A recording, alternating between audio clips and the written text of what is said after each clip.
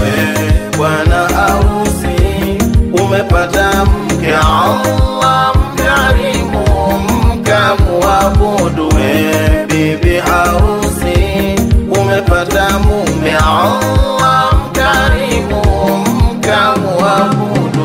We bibi harusi naomba usikilize, akija mumeo simama mlangoni, kwanza mkumbatie wajue majirani, ndani akiingia kwanza mpumzishe, usiwe na papara ukamkaribia, tena muulize kwamba wataka nini. Kwanza kuna maji, pili ni chakula, na cha tatu mume wewe jaza mwenyewe. Bwana harusi umepata mke, Allah mkarimu mkamuabudu. Bibi harusi umepata mume, Allah mkarimu mkamuabudu. Mimi ni mama yake Ali ni mtoto wangu. Leo anafunga ndoa. Tunashukuru sana kwa kuoa kwake leo, kwa kufunga ndoa.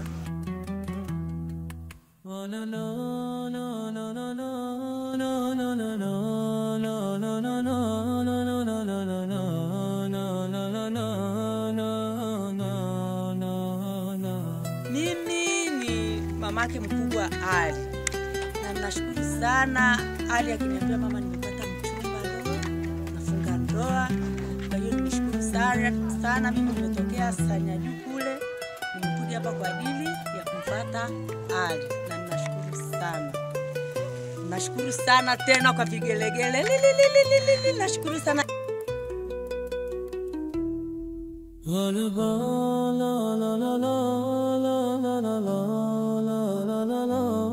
Nashukuru sana, yani ninamwombea Ali aishi vizuri na mke wake, na tunawapa watoto baraka. Mungu awabariki. Wapate watoto wazuri wenye afya. Nashukuru sana. Manake ameoa mara ya kwanza, wa kwanza hajakaa, lakini kwa huyu naamini kwamba atakaa.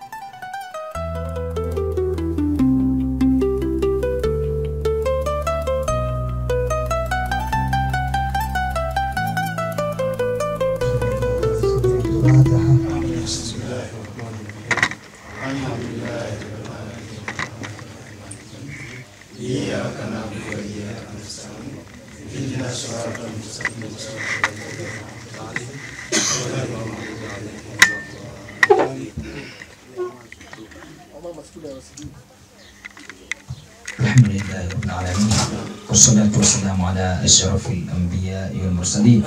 ربنا ارزقنا كمال المتابعة لله ولرسوله.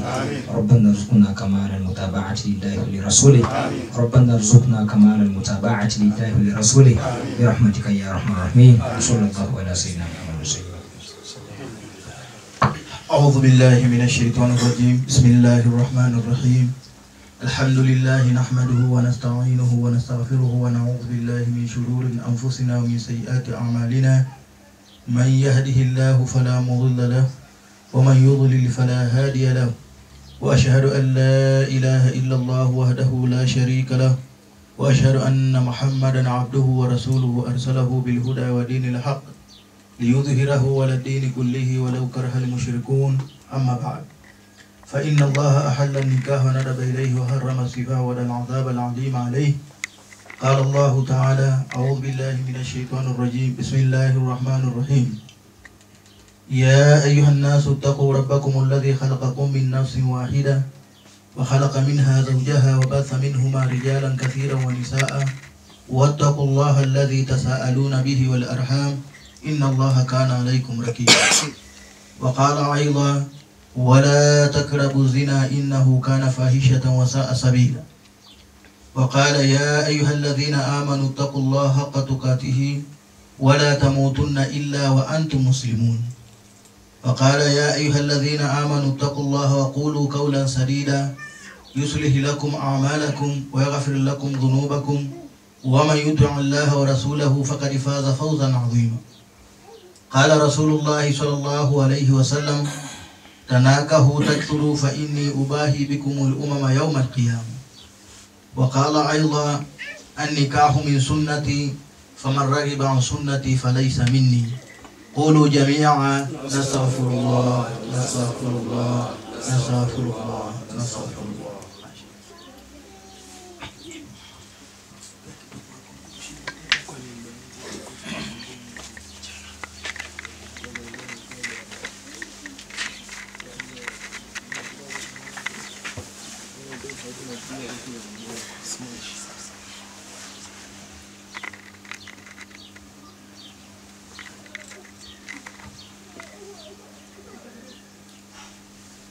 Bwana Ali Sufiani Mkilindi,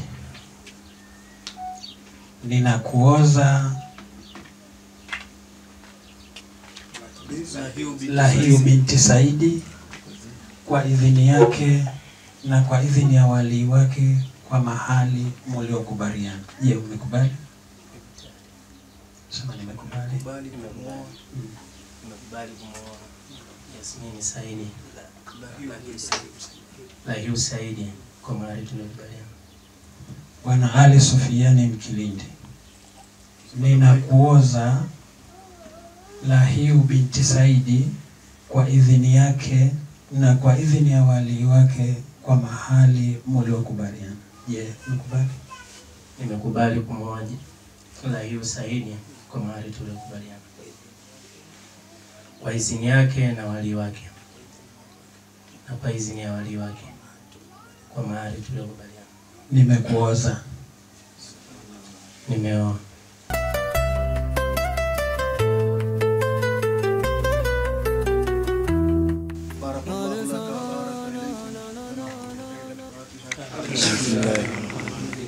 Alhamdulillahi rabbil alamin arrahmanir rahim iyyaka na'budu wa iyyaka nasta'in ihdinas siratal mustaqim siratal ladzina an'amta 'alaihim ghayril maghdubi 'alaihim waladdallin.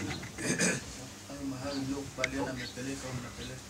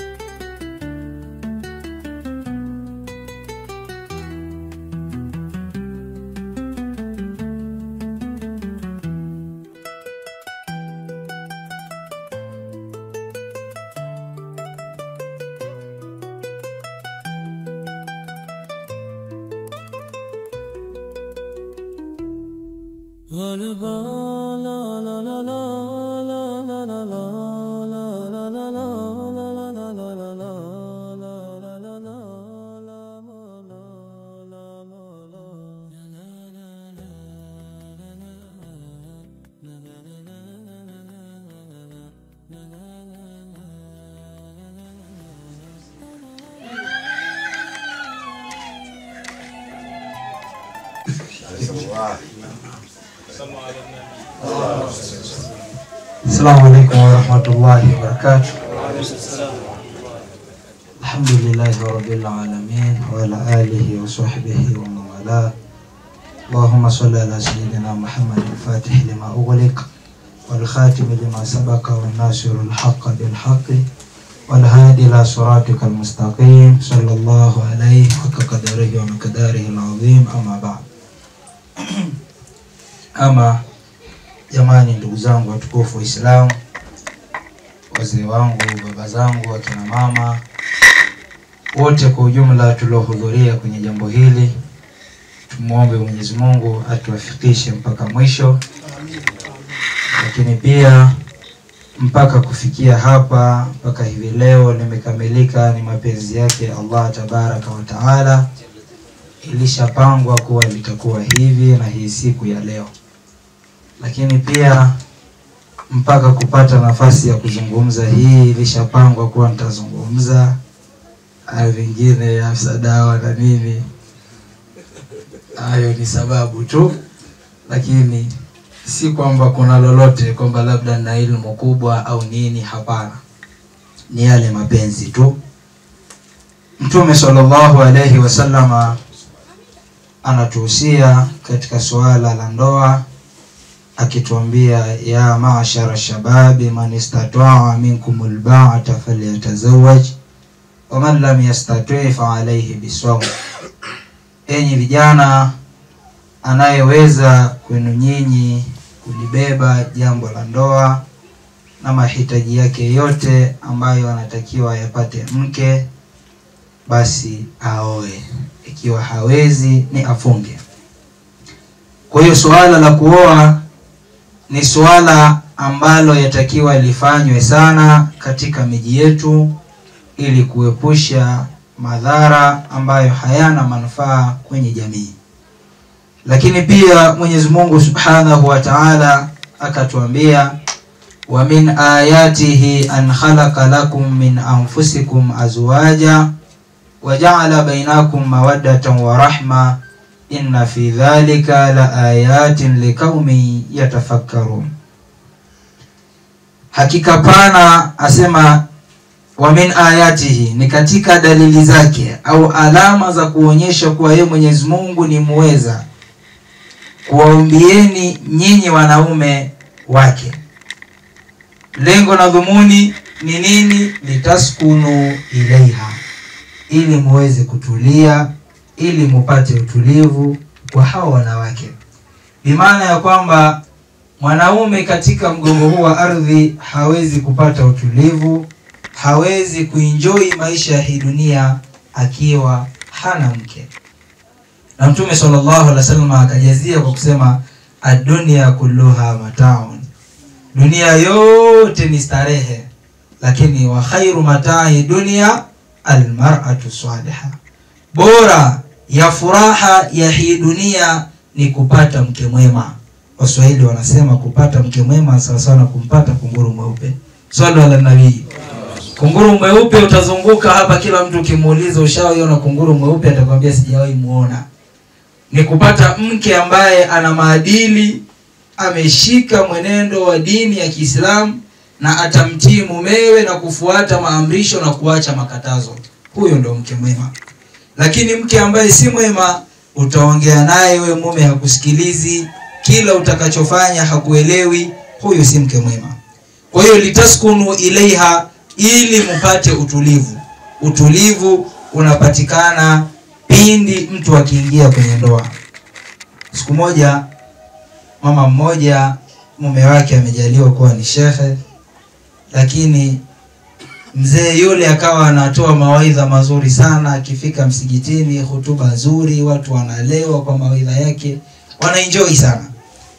Siku moja mke wake akawaambia watu, mimi ndo shekhe wake, mkimuona ana mawaidha mazuri, ana kauli nzuri, anaendesha ibada vizuri, mimi ndo mwalimu wake wa kumtengeneza yafanye hayo. Sallallahu ala nabii. Watu wakamwambia, hapana, wewe huwezi kuwa mwalimu wake. Akamwambia, kama hamuamini, subirini Ijumaa akija, mtamuona hayuko sawa, ili mjue mimi ndo mwalimu wake. Ilipofika Ijumaa, mzee ametwali hotuba yake vizuri sana. Basi ile anatoka kwenda msikitini, vitimbi vikaanza. Oh bwana, hapa hamna hiki, bwana hamna nini, sijui hili na lile. Mzee akavurugwa vibaya sana. Kila akitaka kwenda msikitini ndo matatizo yanazidi. Hatimaye baadaye akaachiwa, watu wakiangalia msikitini, mbona shekhe leo amechelewa? Akija msikitini mawaidha sio kama alivyozoea siku zote, amepoa wa baridi kweli kweli, hayana ladha. Watu wakaamini kuwa ni kweli yule mama ndo shekhe wake. Akamwambia, Ijumaa ijayo atakuja akiwa na furaha vizuri, mtafurahi. Kweli Ijumaa ilipofika, mama akamwandaa mume wake vizuri, kamsifia, umependeza na nini Mzee alipofika msikitini, hutuba imenyooka, waumini wamefurahi kweli kweli. Lengo na dhumuni ni utulivu. Ukibadilishe, kwani tuna shida gani mume wangu? Mbona mimi nakiona kizuri tu? Akamwambia, bwana, makusudio ya baba ni wewe mke mwingine, wewe hunifai. Bwana, nimekugusa, nisamehe, ya kukusudia. Akamwambia makusudio yake ndio nioe mke mwingine, wewe hufai. Basi akamwacha akaoa mwingine. Alivyooa huku na kule, baba akapita tena pale, akaja akamuuliza binti yule, haya vipi maisha yenu? Akamwambia alhamdulillah, ala kulli hali tunamshukuru Mwenyezi Mungu, maisha yetu ni mazuri, hatuna shida hata kidogo baba. Mzee anajaribu kudodosa kwamba laiti ataambiwa hata moja, hakuambiwa chochote kile, mwanamke kaficha ya kwao ya huko ndani. Basi mzee akamwambia mimi naenda, mumeo akija mwambie hiki kizingiti cha mlango asikibadilishe. Sallallahu alaihi nabii. Baadaye mume anakuja, akija, haya vipi, amekuja nani hapa? Akaambiwa baba amekuja, ameniuliza maisha yetu, nikamueleza yalivyo, ila mwisho akasema hiki kizingiti cha mlango usikibadilishe. Kwani kilikuwa na shida gani mume wangu? Mbona mimi nakiona kizuri tu, ulikuwa na mpango wa kukibadilisha? Kaambia makusudio ya baba ameniambia hapa nisioe mke mwingine, wewe unanifaa. Swalla la nabii. Kwa hiyo hapa yaonyesha jinsi gani akina baba tuchukue somo hapa, tuwe na tabia ya kutembea kwenye majumba tuloozesha mabinti zetu, vijana wetu, kujua maisha yao. Usisimuliwe tu kuwa bwana yule mkweo tabia yake ni 1 2 3. Jaribu kutembea na wewe ukajionee kuwa hivi mwanangu anaishi maisha gani na mke wake, mume anamnyanyasa mke au mke anamnyanyasa mume, uweze kujua kuwa unatengenezaje. Kwa hiyo la kulinda sana ni hizi talaka zinazovunjika. Lakini kwa dada yetu uliolewa, pia tunakusihi lingine, kutoa siri za ndani ya nyumba yako. Hii dini inakataza. Kule nilikoolea mkwe wangu ana kauli yake moja, anazungumzaga, anasema siri za huko ndani ukitoka uziachie kwenye kizingiti cha mlango, na za huku nje ukiingia ndani uziachie kwenye kizingiti cha mlango. Kwa hiyo mambo ya huko ndani ya nyumba yenu, wewe na mumeo, mkitoka nje wote mume na mke, muiachie ndani ya mlango. Kienda nje muiachie pale kwenye kizingiti cha mlango. So sasa wewe watoka huko nje waanza kuyajadili, bwana angalia huyu mume kule ndani ni hivi na hivi, maisha yetu haya, mume naye bwana mke wangu kule ndani ni hivi na hivi. Hii si nzuri wala haipendezi. Kwa hiyo lingine ambalo ni la kulinda ni hili. Siri nyingi zinavuja, zikishatoka nje zinakuwa na wapambe wengi, ndoa zinavunjika. Wengine ni hawa mama zetu, wengine ni hawa mawifi, wengine sijui ya kina nani, wanachangia, wanavunja ndoa, zinavunjika, zinakuwa tena si ndoa, inakuwa ni doa. Swala la nabii. Kwa hiyo tumuombe Mwenyezi Mungu aijalie ndoa hii idumu, lakini wote tujilinde na yale ambayo yanasababisha abghadul halali inda Allah at-talaq, yenye kuchukiwa zaidi ya halali. Ingeti msingelipewa watoto mngeitana nani? Mai, sweetie, hani, majina mazuri, mke wangu, kipenzi, ndo majina mngelitana. Lakini leo kwa kuwa tumepewa watoto baba fulani, mama fulani, kesho imeenda imegeuka we baba, we mama. Jamani, haya majina hayafai. Tuitane majina mazuri. Ukimuita mkeo mama au baba, tayari hapa itakiwa watu waende kwenye kafara. Kwa hiyo tumuombe Mwenyezi Mungu aijalie ndoa hii idumu, lakini tuwaombee Mwenyezi Mungu awaepushe na vile vyote vitakavyosababisha ndoa ivunjike. Lakini lingine ni kusimamisha ibada. Hapa nusu ya dini imekamilika. Ibada inatakiwa bwana Ali uhakishe mkeo anaswali. Hatuna shaka nyumba aliyotoka ni nyumba ambayo ibada inasimamishwa masaa yote, lakini huenda akija kwako ikawa ni sababu ya ibada kuvunjika. Kwa hiyo unatakiwa ukalisimamie hili. Urijali wako, almu'minu qawiyun khairun min mu'minin dhaif. Mu'min qawi, mwenye nguvu, ni bora kuliko yule dhaifu. Ukawi ukaonekane kwenye kumlisha mkeo, ukaonekane kwenye kumvisha mkeo, ukaonekane kwenye kumsimamia yatima amrisho ya Mwenyezi Mungu. So ukawi uliokusudiwa ni kuwa mkakamavu, kupigana kwenye vitu vyote iingie. Unamlishaje, unamvishaje, unamsimamiaje aswali, amtii Mwenyezi Mungu, aache maasi, watoto wako unawasimamiaje? Huu ndio ukawi unaokusudiwa. Kwa hiyo na sisi wengine wote tukawe wahodari na wasimamizi wazuri kwenye ndoa zetu. Tusiwe ni watu dhaifu. Udhaifu hautakiwi kwenye dini. Na hata kule kwenye aya Mungu anasema waliyakhsha alladhina law taraku min auladihim dhaif. Waogope kuacha watoto wao wakiwa ni madhaifu, watu wanyonge, watu wadhalili. Kwa hiyo hili niwaombeni sana, tusimamisheni ibada. Na kusimamisha si kwa hawa wanandoa tu, kwa tunahusia wote kwa pamoja. Kuna baba hapa au kuna mama unakuta ndani ya maisha yake hamsimamii mkewe. Swali bwana, aenda kuswali. Uvumilivu ni subira. Jambo lolote lile bila subira haliendi. Na hususan niwahusie kwenye ndoa, kikubwa subira. Nafikiri tumehusiwa sana kufanya ibada. Ukifanya ibada na ukimuomba Mwenyezi Mungu atakujibu. Na Mungu amesema istainu bisabri wassalah. Ombeni Mwenyezi Mungu msaada, lakini pamoja na kumuomba ni kwa subira na swala. Kwa ufanye ibada sana, lakini pia uwe na subira. Na hususan kwa wanawake, tuwe na subira. Mtume sallallahu alaihi wasallam ametuhusia sana kwa wanawake hivi. Amesema anawahusieni sana kwa wanawake heri. Kwa kuwa mwanamke ameumbwa na kibabu chenye kupinda ambacho kinatoka upande wako wa mwanamume. Tena kile cha juu. Kwa hiyo ukitaka kukivunja kwa haraka, ukinyoshe kwa haraka unakivunja. Na ukisema ukiache tu kinaendelea kuwa ni chenye kupinda. Kwa maana uwe mkati na kati katika tabia za ndani. Zaidi ni subira. Hakuna maisha mazuri kama kustahimiliana. Uliona kwamba hili jambo hili halifai nipeleke sehemu fulani. Yaani mambo mengi mjitahidi sana kuyamaliza kwanza wenyewe. Na msikaribishe kwamba kuwe na ofisi ya kijiji, balozi, hapana. Yaani juhudi kubwa mjitahidi kuyamaliza wenyewe. Kwa subira kwamba kuna jambo hili lifanye subira. Ikienda hivyo haitachukua muda. Ndoa za vijana sasa hivi kwa kweli tunalihusia sana. Ndoa za vijana zinatupa changamoto kwenye vikao. Hata polisi wanazipokea sana, wakishindwa wanatupa tu huko kwenye ndipo. Hebu nendeni kwanza, mmefungiwa ndoa wapi? Wanakuja. Sasa kwa hiyo tunahusieni sana sisi wanadini ambao tumekamilika katika imani.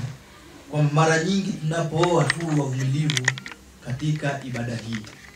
Likija jambo ikawa ina maana limetia maudhi sana kwa sisi sote, hebu swali rakaa 2 na kisha tumuombe Mwenyezi Mungu. Chukua udhu, swali rakaa 2, lile ambalo liko ndani ni gera katika kifua chako, labda limekuudhi, basi litakuwa linaondoka.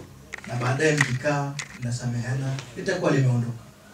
Na vile vile mambo yanayovunja ndoa pia vigenge. Kuna makundi sasa ya wafuta sigara, wala miraa, hayo ni kuepuka naye. Rafiki huambukiza uovu sana kwa haraka kuliko rafiki kuambukizwa wema.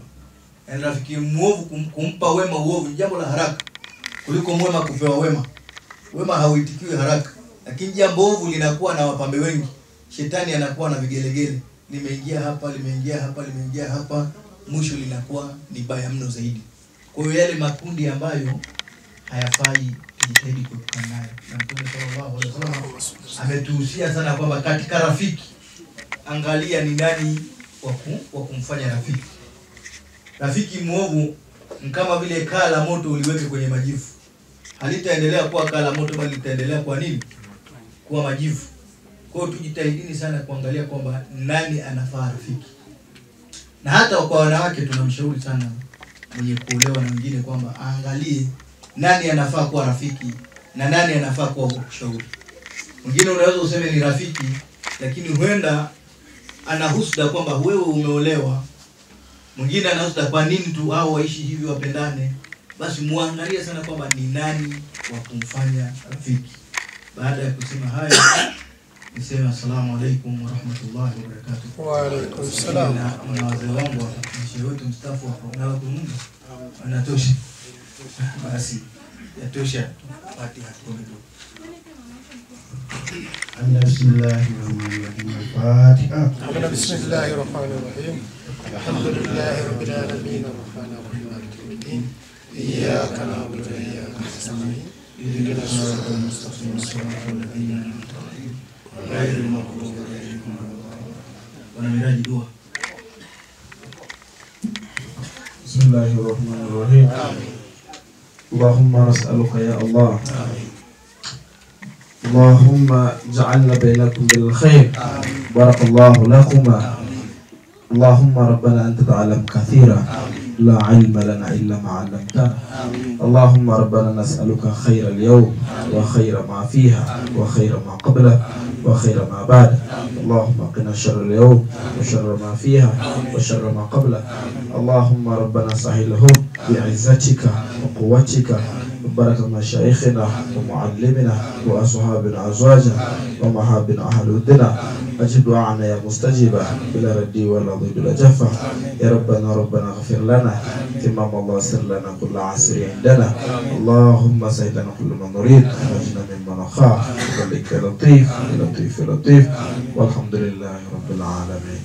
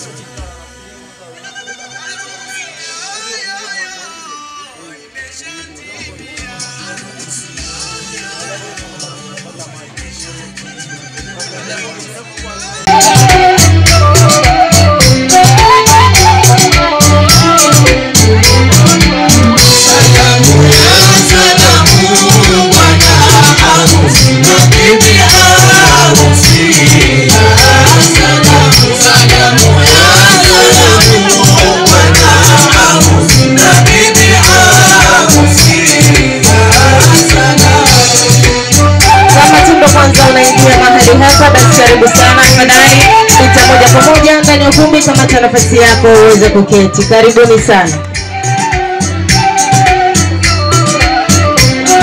Muda si mrefu tutakwenda kumleta bibi harusi wetu ndani ya ukumbi, na baada ya hapo ni zawadi pamoja na pongezi. Karibuni sana.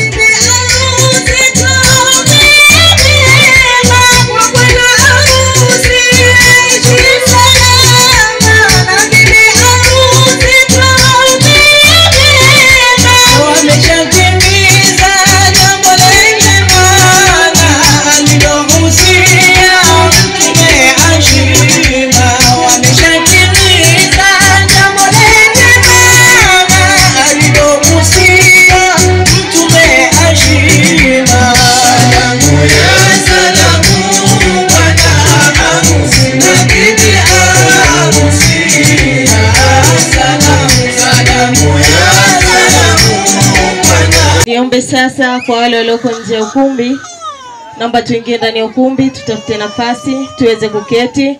Tunakwenda kumleta sasa bibi harusi wetu ndani ya ukumbi. Muda huu nitakwenda kumruhusu bwana harusi aweze kuingia ndani akampe mke wake mkono. Baada ya hapo ataweza kutoka naye. DJ taratibu kabisa, nikuombe sasa umpeleke.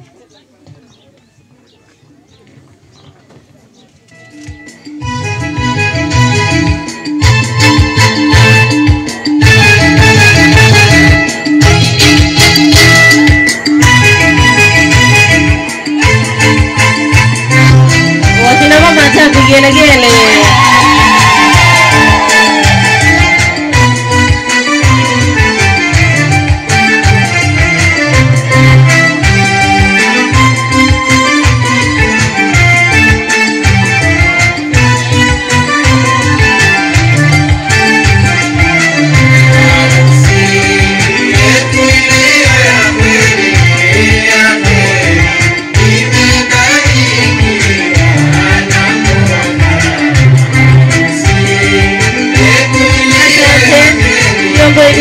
Kwa utaratibu vizuri wageni wetu wapate. Taratibu na pia.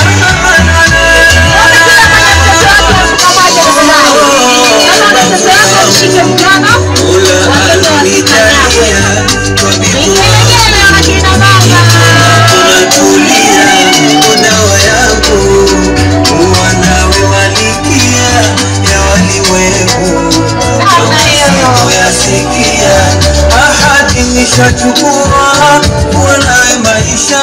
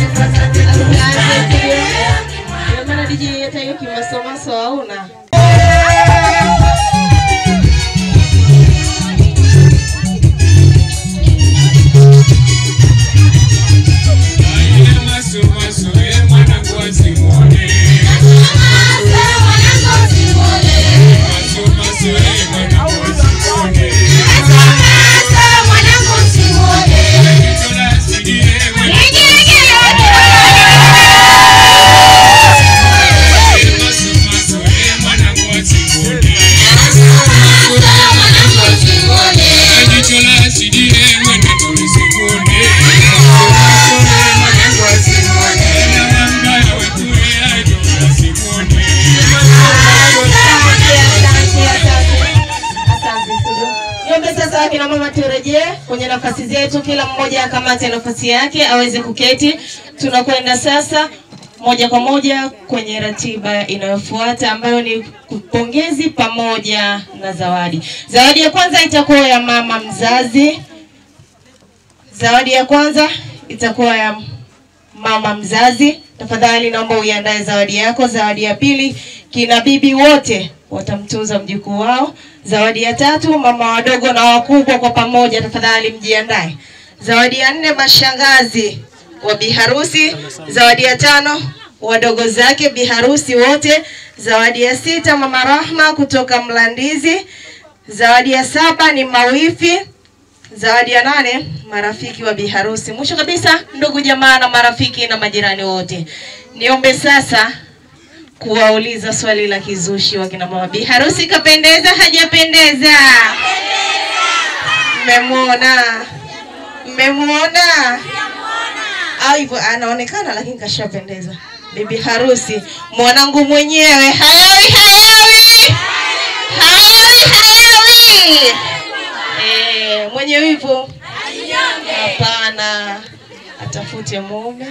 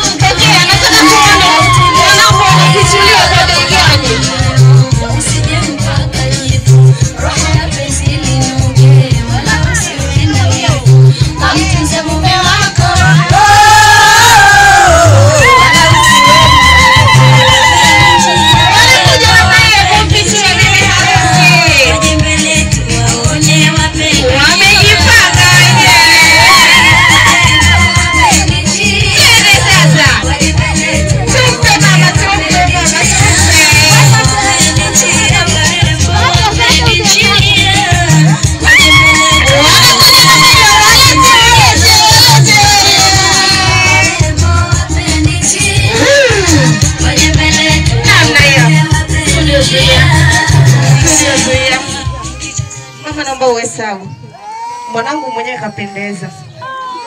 Wanamsaidia kuhesabu. Mwanangu mwenyewe kapendeza. Gauni milioni 2. Mapambo ndo usiseme. Nataka kuona wamemfichiwa kwa bei gani. DJ taratibu kabisa wakati mama anahesabu. Taratibu kabisa wakati mama anahesabu. Zawadi ya kwanza itakuwa ya mama mzazi, tafadhali ujiandae. Bibi wote, shangazi, mama wadogo na wakubwa, dada zake, wadogo zake, mawifi pia mtajiandaa.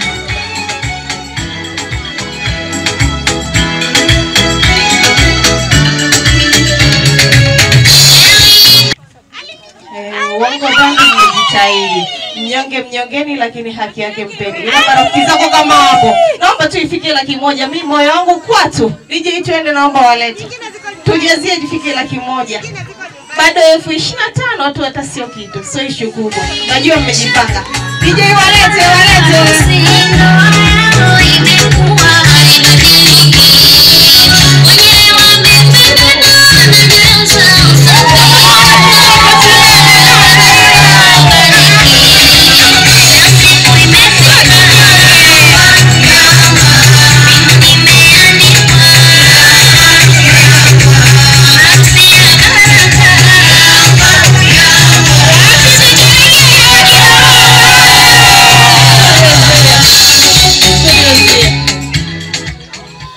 Mafaraji ulikuwa unasema ziko nyumbani.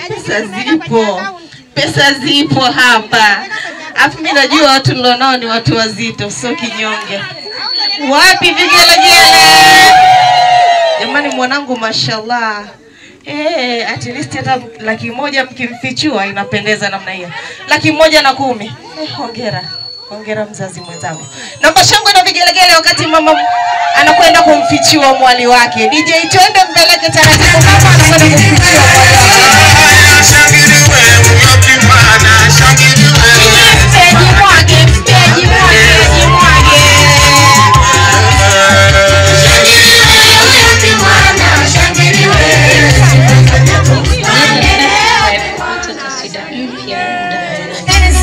Mama mzazi ongera, ongera kwa kunipura, uso wako unang'ara, mashallah unakwambia jimwage, jimwage mama harusi jimwage ujiachie, mama harusi jiamini, umepata mkwe bora, jimwage mama harusi jimwage, ujinyamaza, mama harusi jiamini, umepata mkwe bora. Twende sasa mama tukufu.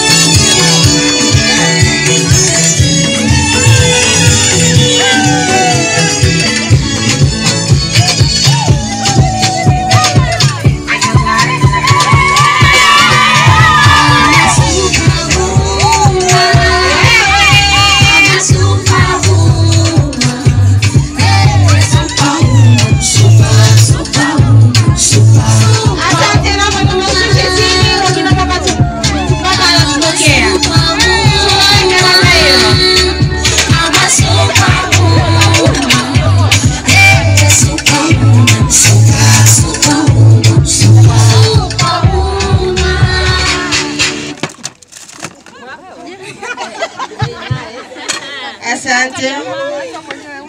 Asante mama, nikukaribishe sasa, kama una la kusema tunasema, tunamaliza hapa hapa.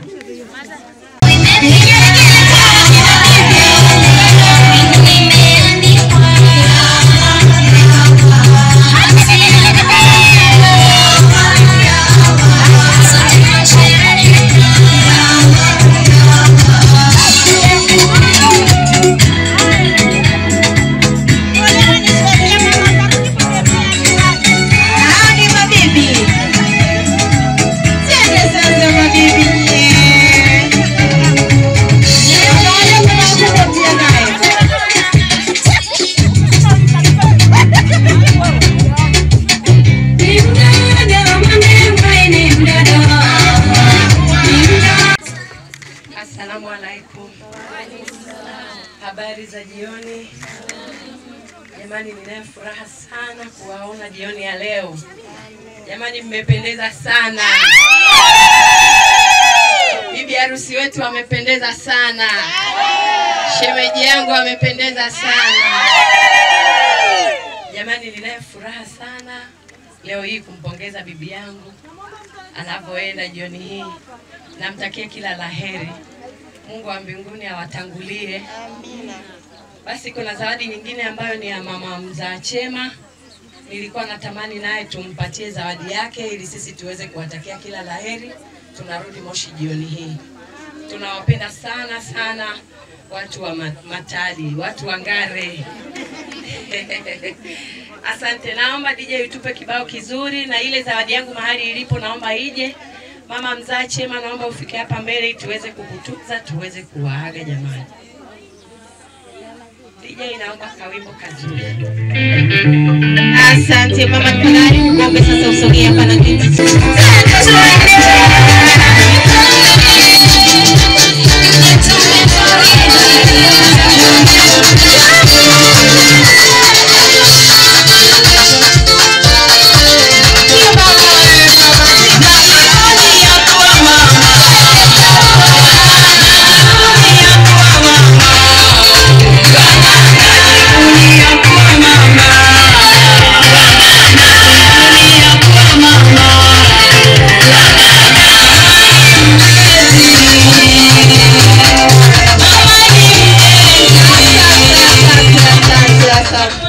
Jamani, mmemwona bibi?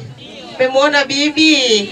Bibi wa bibi harusi. Wakubwa na wadogo popote wakaribishe sasa.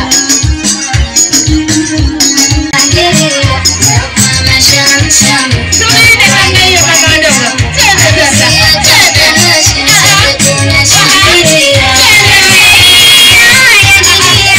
Mama wadogo ni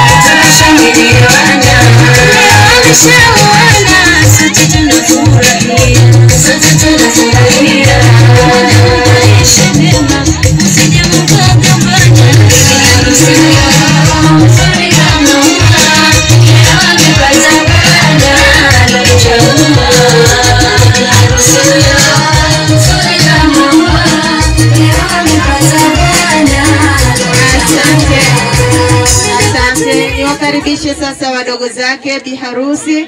Wakati huo mama Rahma ujiandae. DJ walete wadogo zake wote, tunakuja kwa pamoja. Baada ya hapo mama Rahma utajiandaa, mawifi pia mjiandae. DJ twende walete wadogo zake.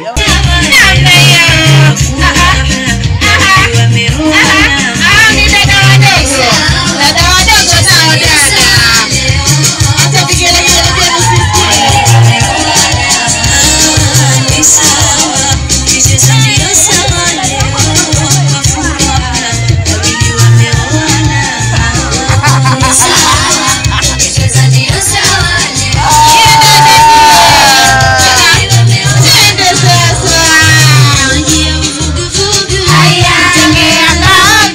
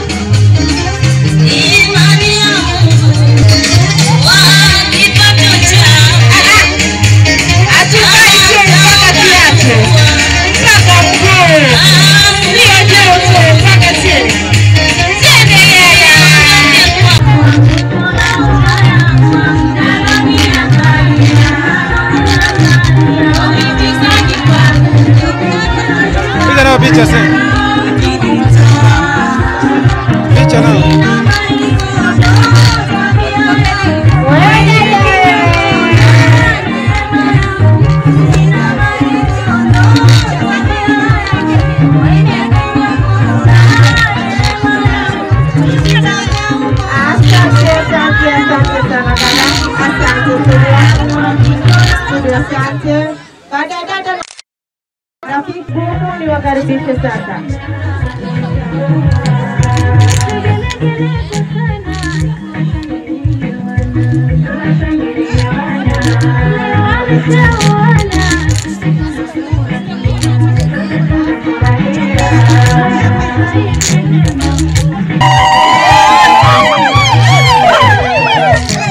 Wale marafiki wa biharusi wanakuja na mbio.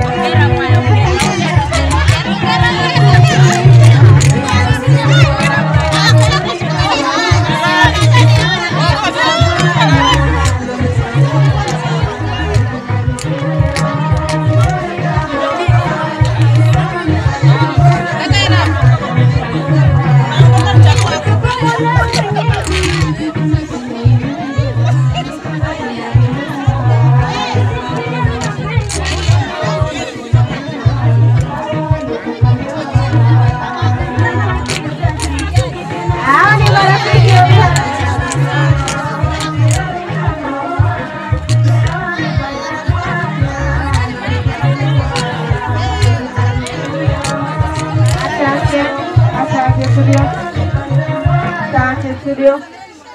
Kwenye meza ya chakula, buffet yetu kama soda zimeisha, muda sio mrefu zinakuja kufika mahali hapo na kila mmoja atakwenda kupata huduma. Niombe ukiona mezani wamepungua na bado haujapata chakula, tafadhali wewe simama tu, elekea kwenye meza ya chakula kwa ajili ya kupata chakula. Niombe sasa kuwakaribisha ndugu, jamaa, marafiki na majirani wote, karibuni sana kwa ajili ya pongezi kwa maharusi.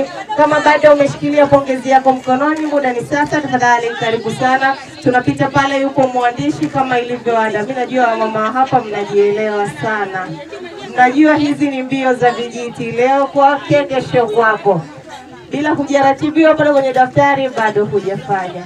Niombe sasa kwa heshima kubwa kabisa niwakaribishe ndugu, jamaa, marafiki na majirani wote na wale wadogo zake kwa pamoja. Tutakuwa na foleni moja tu hapa. Hao ni wadogo zake wanakuja, wakati wetu tutapata ndugu, jamaa, marafiki na majirani wote kwa pamoja. Mawifi mjiandae, wakati mmemaliza kuhudumia nitakwenda kuwakaribisha pia. DJ tafadhali walete wadogo zake, majirani na ndugu, jamaa na marafiki wote kwa pamoja, tuwapongeze maharusi. DJ twende sasa.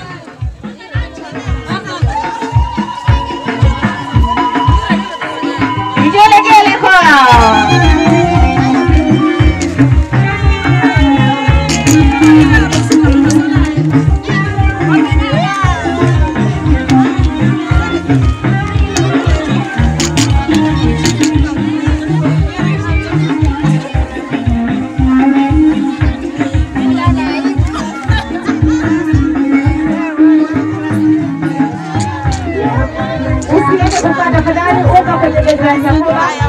kwenye meza ya chakula kabisa uweze kupata chakula. Sikae. Ndugu, jamaa, marafiki na majirani, tuwakaribishe sasa, tunakwenda kuwapongeza maharusi. Asante. DJ naomba niendelee kibao kizuri kabisa. Mawifi wamesema nao wapo tayari, niwakaribishe. Baada ya kumaliza zile zawadi zetu za jumla, tutakwenda kumtunza.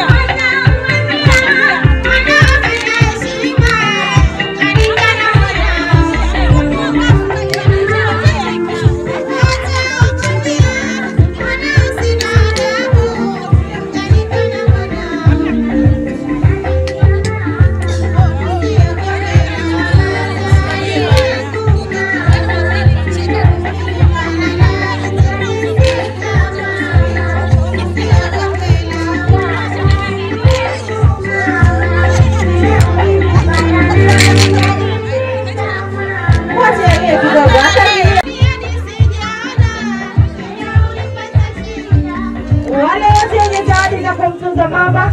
Sasa niwakaribishe. Mola nikujalia ujauzito kuchukua mtoto mojifungua leo anafunga ndoa.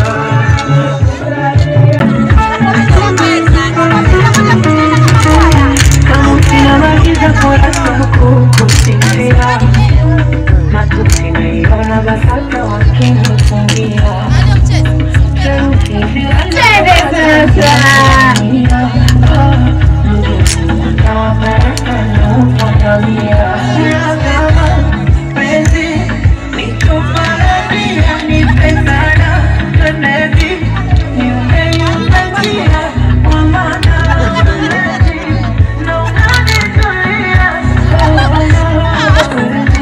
Asante, warudishe sasa, warudishe.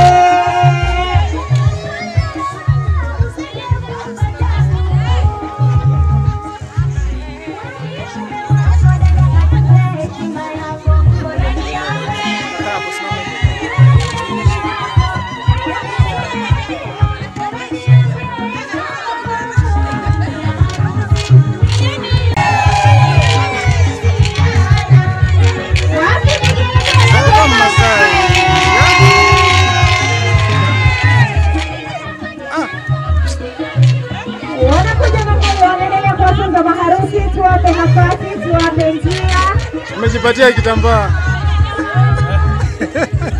Hata kwenye zangu nimejipatia kitambaa. Wanamwita mama Zai yeye. Twende sasa.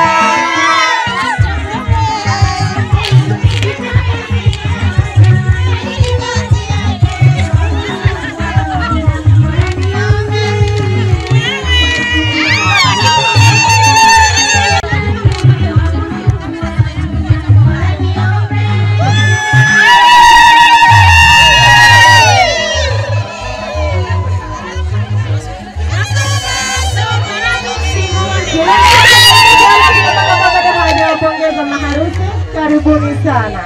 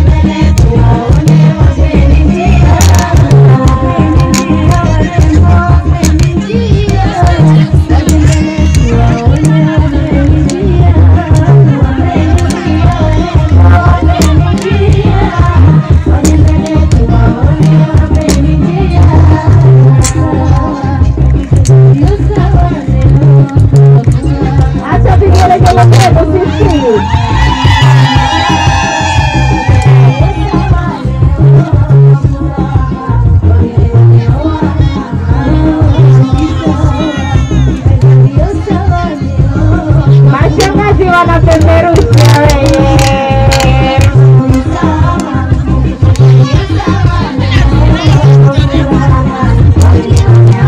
Mashangazi tunakwenda kuwapongeza maharusi.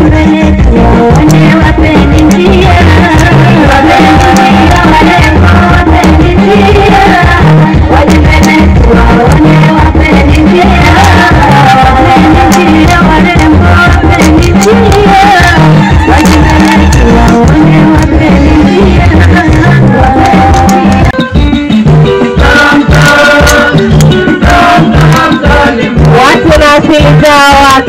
ngoma zao.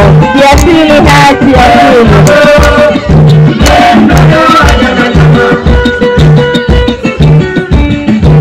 Yaani kama wewe sio msina utakaa, ila kama wewe ni msina unajifanyisha tu, lakini unaguswa. Yaani kama wewe ni msina na umekaa unajifanyisha tu.